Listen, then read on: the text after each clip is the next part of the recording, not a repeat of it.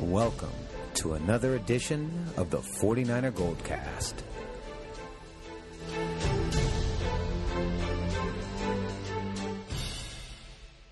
San Francisco, are you ready?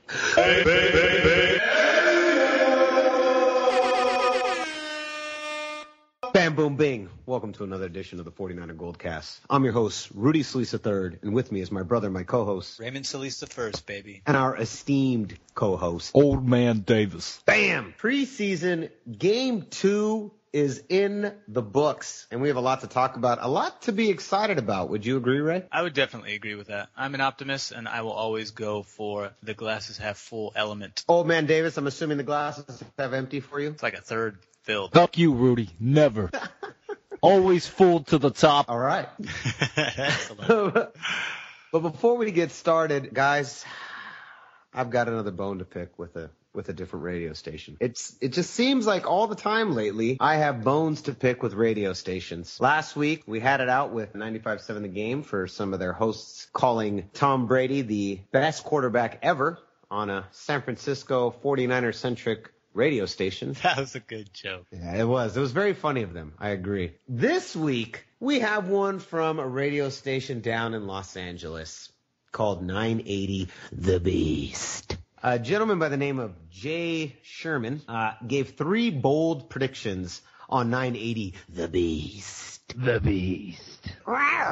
He said, number 1, he said there would be a crazy injury that would change the rules of football, that something catastrophic would happen and there'd be some kind of crazy injury that would change the rules of the game.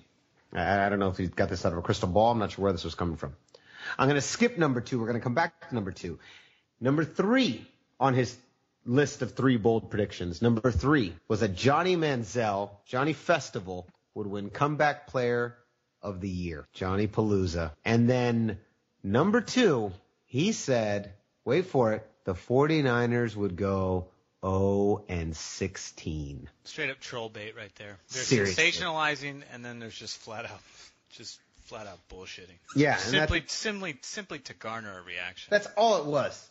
I was like, are you just like trying to get your Twitter feed up? What are you trying to do right now? It was so stupid. First of all, only one team ever in the Super Bowl era has ever gone 0-16, and that's the Detroit Lions in 2008. I mean, it's less rare than a team going undefeated in the regular season. Okay, well, equally as rare once we went into 16 games. It was just ridiculous. It's like, what is this? Where do these guys come up with this crap? I'll tell you what I'm sick and tired of. This is what I'm sick and tired of. This is why I bring this up 2 GoldCasts in a row. This is why I bring it up. I'm sick and tired of listening to everyone bash the 49ers left and right. You have all these voices that stick up for Boston and New York teams all day. I have to listen to it on ESPN. I got to listen to it on Grantland. Hell, I got to hear it on 95.7 The Game. I got to hear it on there too. Oh, they spewed more garbage today. Oh no, what'd they say? It was in 95.7, Flight 95.7, the morning segment that usually has Chad, Joe, and Lorenzo Neal, former NFL fullback. They were comparing Jared Hayne to Eric Armstead. And in particular, they were talking about how that there's skepticism now surrounding Eric Armstead's the time frame given to him to groom into the player he's projected to be based on the success that Jared Hayne has seen so rapidly and instantaneously in the first 2 games of the preseason. However, you're comparing a man on special teams versus defense. Those are 2 completely different sides of the ball. And Jared Hayne is basically been asked to do exactly what he did at the professional rugby level. And Eric Armstead is coming from NCAA football, transitioning into the professional football level. Now, I understand that rugby is different from the NFL. However, Jared Hayne is older than Eric Armstead, and he's already been playing at a professional level. And now he's been asked to play play a different sport with some fundamental similarities, but essentially he's been asked to do the exact same thing. We want you to do all that running and dodging you did in rugby. We want you to do that in the NFL. Only now we want you to do it with pads, and you just need to be aware of all these rules for our game. Okay? Cool. Great. Done. Eric Armstead, on the other hand, says, hey, guess what? You did great in college. You have some upside. We're going to groom you because now you have to dissect NFL offensive schemes. Which are way more complicated. While determining what your role is in each defensive play that we call, simultaneously. So, and you have to do it against players that are faster, bigger, and stronger than the players you faced at the college level. Good luck. Yeah, those are completely similar and completely comparable. Yeah, right. Eric Armstead deserves all the time he needs in order to get groomed into that role. That is extraordinarily difficult versus what Jared Hayne's been asked to do. Not to take away anything from Jared Hayne's success, because I'm excited for it. Everybody should be, rightfully so. But saying that Eric Armstead's groom time is questionable based on that comparison is just completely utter bullshit. Once again, but that's exactly why he's not an NFL analyst and he's just a fan jockey on the radio. Yeah. I'm just going to piggyback off of what you just said, Ray. Has absolutely everything to do with what you just said and nothing to do with the GoldCast. A likelihood of something happening, an event, an action happening far more than an 0-16 season for the San Francisco 49ers. Aldon Smith returning and playing defensive end. Another likelihood happening before an 0-16 season. Chris Borland coming back to teach and make football and its violent ways safer. Comes back to preach concussion awareness. All those flyers he hands out in the and all that can happen well before an 0-16 season. I'm so sick and tired of hearing people, whether it's on Bay Area radio stations, that hurts the most, or elsewhere, Los Angeles, wherever, disrespecting San Francisco teams, disrespecting the legacies. I mean, people forget this is the house that the West Coast offense was built in. People forgetting about Joe, Jerry, Mr. Walsh, Mr. Seifert, Steve Young, Carmen Policy, Eddie DiBartolo, hell, Jim Harbaugh, Trent Baalke. People are forgetting about this. And you know what? Because here's the thing. Every other city, well, I'm thinking mostly those East Coast old school teams. They get all the protection in the world. You hear it on every single sports website, TV show. These guys are all over the place supporting those teams all day. Who's sticking up for us? You know who's doing it? The GoldCast. Word. The game. The beast. The GoldCast. We're doing it. We don't forget. Because this is the home of the 49ers. Come on. Hey. Act like you know. Roll fair. All right, that's right. Let's move on. Tired of these chumps. Here we go. Game 2 reactions. A lot to be excited about. Raymond, we're going to start with you. Well, I think, once again, Jared Haynes making the case as to why he belongs on the 49ers 53-man roster this year, which at this point looks like a shoo-in. Now, I understand anything can happen during the last 2 games of the preseason, but the odds are heavily in Haynes' favor. He had 8 attempts for 54 yards rushing. He finished the game averaging 28 yards per punt return. This guy makes something happen every single time he touches the ball. I think he's made a play every single time. In addition, it was also a relief to finally see Bowman on the field, but more so than that, the fact that he dominated each play he was involved in. The final result equating to 3 plays, 3 tackles, 2 of which were TFLs, which stands for tackles for losses. And then Mike Purcell, despite facing second units, impressed again with a stellar 37-yard pick 6 in the second quarter. Another outstanding game there from him. I thought Shane Scobb, again, was probably honorable mention. For as many plays as he made, he also blew as many assignments. So still things he needs to clean up, but the potential's there, and the more reps in practice he gets, the better he's going to do. Those are the standouts for me. The defense certainly cleaned up a lot of things that were certainly hindering them last game, and this is a more talented team, a deeper team in the Dallas Cowboys versus the Texans, offensively anyways. On the offensive side of the ball, once again, a lot of sluggishness, even in the second units. I know that they were heavily leaning on the run and they weren't really opening up the pass attack. I'm sure they're saving that because a lot of their players aren't necessarily in there. They're not getting all the looks. We're not seeing all of the schemes that they're really going to be implementing. I expect to see a lot of play action pass. There's really a lot to look forward to when and if Mike Davis is incorporated into that offense, because I don't think Kendall Hunter is going to be healthy enough to really last the entire regular season. Davis looks great too. Yeah. We have a lot of depth at running back. Hyde looked good again. Old man Davis, your thoughts? I only stuck around for the first half. Yeah, that's fair. And I just found first-team offense and defense showed some highs and lows. I can't complain about the defense. Navarro Bowman and Darnell Dockett definitely showed that they were still able to play the game and not be affected by whether it was age or injury against one of the toughest O-lines in the NFL last season. So a lot to be said, and look forward to heading into Game 3 and seeing the defense continue to play strong and tough. Looking at the offense, though, I seen the first sack on number 7 and how that could have been avoided. All the guy had to do was just do what he always does with those chicken legs last season.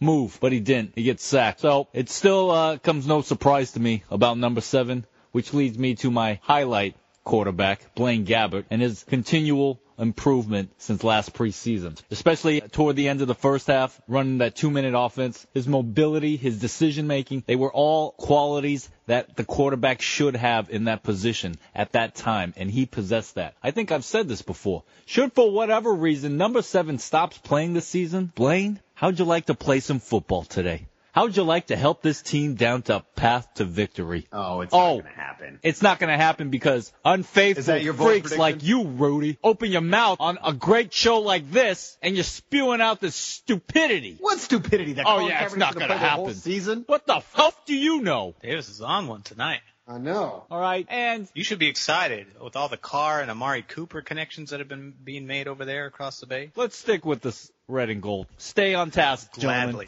Stay focused. I like where your mind's at right now. I like what Coach Jimmy Tomsula and Christ have been doing with this offense. It's looking great. Jeep Christ. Showing what a real first-team offense and the confidence it really is showed in this past game. Well, the first drive was good. It just didn't end with the necessary 6 points. And then after I reviewed the second half over the 8mm film, I noticed that we were able to create some great ball possessions. And about the Raiders, they did an excellent job. That's all I got to say. Well, thank you. I have 3 words. These 3 words basically embody what I thought was the most impactful part of the game, and they are Bowman, Hayne, Purcell. Yeah, Bowman's impact was immediate, like you're saying. 3 plays, 3 tackles. Immediate. Immediately felt. All of the issues I feel a lot better about the middle because I felt we were a little exposed last week against the Texans up the middle, especially with the first team defense. So I felt a lot better about the middle, seeing Bowman back in there, and to see him just run it and gun it at that level. It's like he hasn't missed a step. My hope is that this will continue for the whole season and we'll get a full year out of him. That's my hope. Jared Hayne has to be the biggest, most unexpected story of the preseason. Just completely unexpected, and it's amazing. Kind of again to your point, Ray, when you were talking about, the comments that were made earlier this morning about Eric Armstead and Jared Hayne. Here's the thing about Jared Hayne. You're not supposed to be that good. He's practically a phenom. If he can just continue this, I think that's a word is fair to use. It's unbelievable what he's doing right now at this level. He's not supposed to be this good. If anything, you should be slowly transitioning him. But he just goes out there and he plays like a pro. It's amazing. He led the team in rushing with 54 yards. His impact on special teams was huge. If he continues to excel, I think the future is very bright for this guy. Mike Purcell continues to dominate the defensive line. As you already mentioned, that pick 6. I like him a lot. He is fantastic. He's aggressive. Not as many tackles this week, but he definitely made it up with that pick 6. I think some other positives, the new offensive schemes, I think really catered to the strengths of the 49ers. We saw heavy dependence on running, and we have so much depth at running back right now. It's insane. Cap was allowed to run some read option. I thought that was good. We got to see Vernon Davis at fullback. That was totally different. I thought the defense played strong. I thought the secondary played well. I am a little concerned, as Old Man Davis already brought up, I'm a little concerned about the offense. I still do not fully trust their pass protection. I don't trust it. I'm not convinced yet. Negatives. Kind of goes into our negatives. Third down conversions. 49ers went 4 for 16. This is a problem that continues to plague us. This has been here since the Alex Smith days. Third down conversion. We have got to fix third down conversion. The second one, red zone efficiency. 0-3. Again, another problem that has been here since the Harbaugh days. It took our defense and our special teams to make touchdowns. Not a good look. We have got to convert in the red zone. The first team did good on third downs, except for the red zone attempts. There was that nice third down conversion by Kaepernick connecting with the crossing route by Carlos Hyde, which was nice to see. One of his only 2 completions on the day.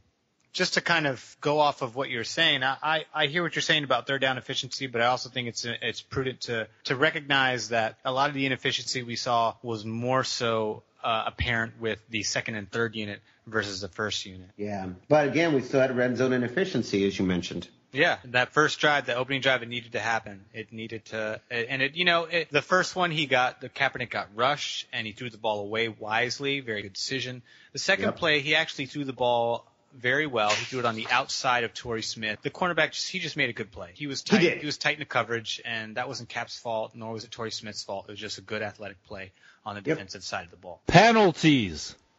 You heard it from Jimmy himself.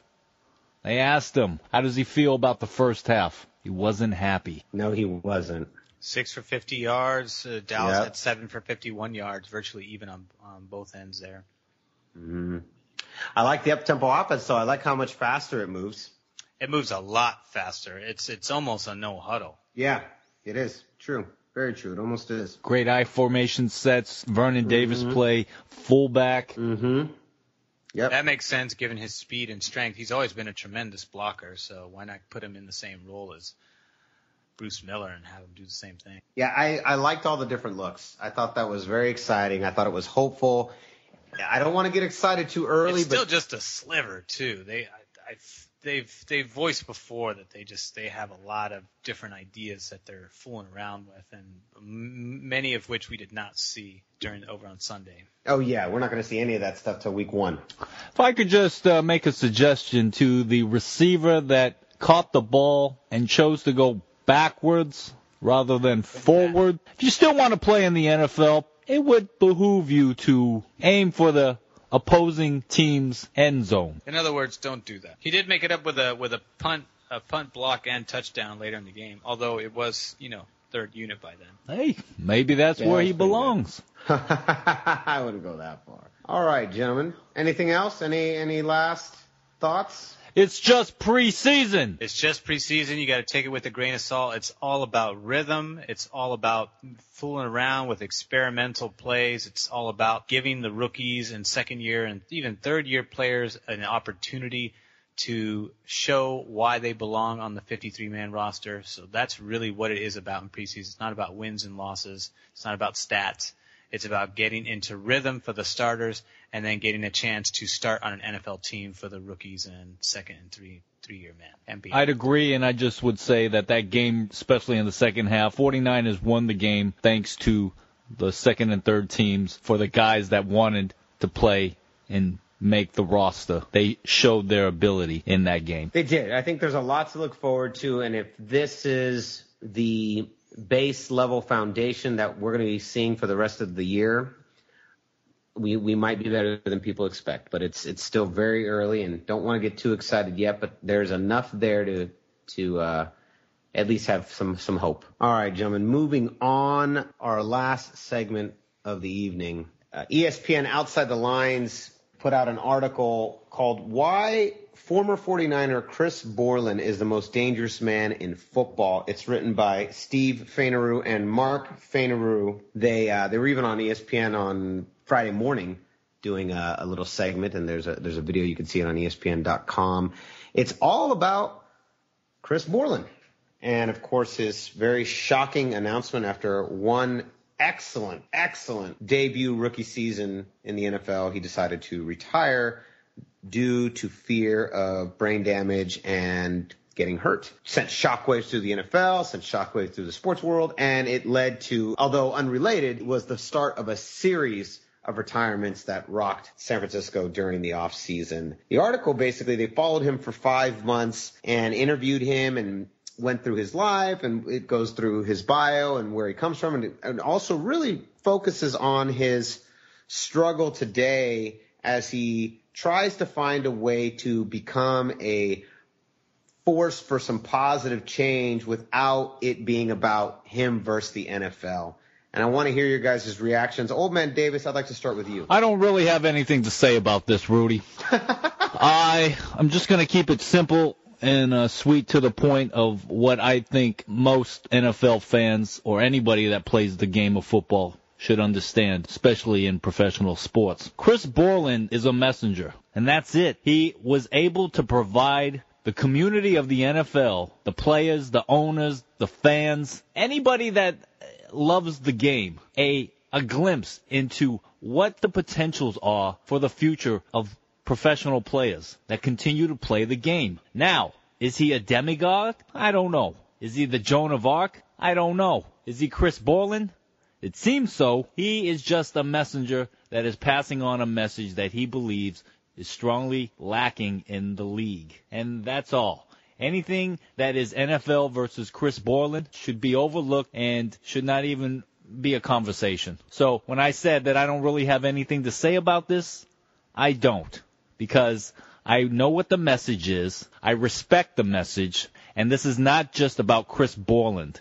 Because Chris Borland is just one individual who is a human being that wants something for himself other than the NFL. Now, anybody else that wants to ride the message with him should also not be casted as that Mr. X or Mr. Y or Mr. Z or Mr. Black, Mr. Pink, Mr. White. These are all people that should just be part of the message. They're not just individuals that should be looked at as them versus the NFL. Am I making myself clear, boys? I got you. Good, because I'm done. Well, thank you, old man. He is fiery today. I'm not sure what Reservoir Dogs has to do with this. Did you guys hear that? No, what? Sourdough Sam. It's his calling card. I got nothing but respect for Chris Borland. But this is the NFL, and people are going to get hit. And that's that. So if he wants to make a name for himself against the NFL, do it on your own time. Keep on leaving those pamphlets outside of the stadium. There you have it. Thank you, Sourdough Sam, for once again always delivering your unique perspective on the world. I feel like the title of the article was misleading. I didn't necessarily appreciate that. Sensationalized at its purest form. Right? Because here's the thing. When you read the article, most of the article is all about Chris Borland actually feeling very torn and not really sure what he needs to take on and how exactly does he go about spreading a message of safety. And the one thing he seems like he's trying to avoid is he's trying to avoid putting himself in a position where it's him versus the NFL. Would you agree with that, Raymond? Absolutely. And, So that was the initial problem I had with it. Was right. It's the second I read the headline article, I'm like, okay, here we have more flame bait. An individual, a writer here who's clearly whose message in the actual article does not even closely relate to his flame bait title. You know, and here's the reality of the situation in regards to that title is the NFL is a $1 billion business. It makes almost as much money as fantasy NFL football. Mm-hmm. And the point is that when all this off-season talk, because we always need something to talk about to keep our minds on the NFL, it's part of the marketing done with the sport. That's understandable. Any legitimate business is going to keep marketing going 24 hours a day, 7 days a week. However, once the regular season starts, all this talk is going to go away, at least from a fan perspective, from a major media spotlight perspective, and all of it is going to be focusing on the inner happenings of the 32 teams involved in the tournament to win the Lombardi Trophy. And that's all that's going to matter, and that's going to be the major focal point. Chris Borland is the least dangerous person in football. In fact, he's not even in football last time I checked. So I'm going to disregard this. I mean, it's a good read. It's an interesting read if you're curious to hear about Chris Borland's inner struggle with what he needs to do with his life now, trying to figure out how he wants to advocate for the decision that he felt so strongly about without belittling or, like you said, brother, going against the people, colleagues, former players and teammates that he respects and is still friends with that are still in the NFL. So that's where he's at right now. He's like, how do I find the medium ground without stepping on people's toes? I mean, we were joking about this not too long ago, talking about him standing outside handing out, health and concussion awareness pamphlets, and it sounds like he's actually heading towards that direction in some way, shape, or form. So I'd be curious to see what this is going to turn out like, because right now, quote, he says, I'm between jobs. So, he's figuring it out, and it seems like he's leaning towards some sort of involvement with the NFL. However, he doesn't necessarily want to challenge them, per se, as to simply just bring some sort of objective analysis on what players should be aware of in terms of their health. I think it's fair what he's trying to do, and I think he's trying to go about it in a way that is not as intrusive or as combative as this article would suggest. Yeah, I think we're going to have to just kind of wait and see what form that takes before it's really kind of hard to have an opinion, because most of it's him going, well, I don't want to step on anyone's toes, but I feel like I should do something. And that's all we got. So I don't know. Old Man Davis, any final thoughts? I look at the headline that reads, why Chris Borland is the most dangerous man in football. And I'll bring you guys back into time. There was a civil rights leader by the name of Martin Luther King Jr., who was public enemy number 1 on the FBI's wanted list. J. Edgar Hoover wanted him removed. And I bring that name up because Chris Borland is to the NFL what Martin Luther King was to America in the eyes of the FBI. We don't know what Chris is up to. We're not sure how far or how much stamina he has to take his cause, or this cause that is bigger than him. All we can just imagine is he doesn't have much leverage right now. It is, as Ray had put, $1 billion industry, a machine that will tidal wave over NFL violence. Yeah. Should he even make an attempt that even remotely looks combative, which of course would challenge said bank that the NFL so carefully protects, they would lash out with every single resource that they've got to suppress that as quickly as possible. The NFL has outstanding resources available to them. They would make Steve and Mark Vaynerchuk, they make these boys appear as interns for ESPN because they have no idea of what the NFL is capable of. If they wanted to get rid of Chris Borland, they could easily do that. They can make him out to be this freak, this weird loner that he is, because nobody else is buying what he's trying to promote. He is somewhat of an outcast right now. To a degree. Definitely is. To a degree, because he's kind of the lone wolf taking this really. I mean, I commend him for braving such a decision, but at the same time, not very many other people are saying, I'm going to make that decision too. It's interesting. I feel like it's inevitable that whatever decision he makes is going to have to somehow be against the NFL. How could it be for the NFL? You know what I mean? Like how could it be for it when he left the sport? So. And the Niners, it's funny, the Niners very reflective of how the NFL truly operates. As soon as he announced his retirement, they said, hey, are you sure? And he said, yep, I'm sure. They're like, okay. Give us back the $600,000 signing bonus that we gave you. Yeah. Where's our money? You son of a bitch. Trumbalki, looking at that money. Don't blame him. Hey, NFL is a sport, it's a game, but business time is business time. Business time is business time. Well, let's end on a positive before we wrap this up. Have you guys seen the new Madden 16 commercial? I have not, but I did hear that our good old boy, number 7, is in it.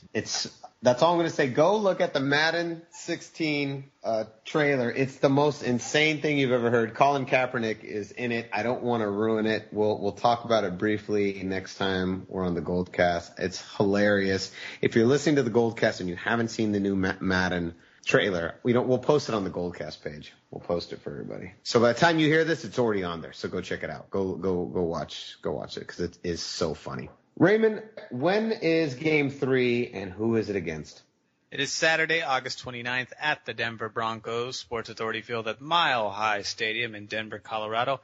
9 o'clock p.m. Eastern Time, which means 6 o'clock p.m. Pacific Time. You can find it on KPIX Channel 5 or your local radio station affiliates. Boom. Love it. Raymond, where can they find us? They can find us online on Facebook. Just look up 49ers GoldCast, and you will find our page where you can you can follow us to. In addition to that, we also have our feeds to YouTube under the same name, as well as the same name under our Twitter feed at 49ers GoldCast.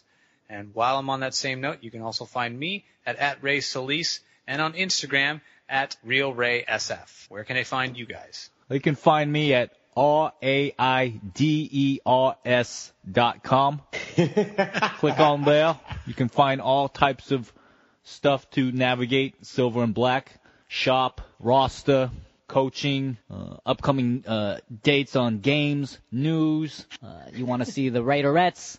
There's images of what the give back to the community is. We also have charity drives. We're moving into possibly a new stadium, so we're going to give you all the updates on that. If not, go on to the contact link. We'll continue also giving you more bits of information if you want to click on the news link, as well as That's perfect. Thank you, old man Davis. Thank you so much. That was fantastic. We appreciate it. That was great. We get it. We get it. We get the idea. Also, you can find us on iTunes.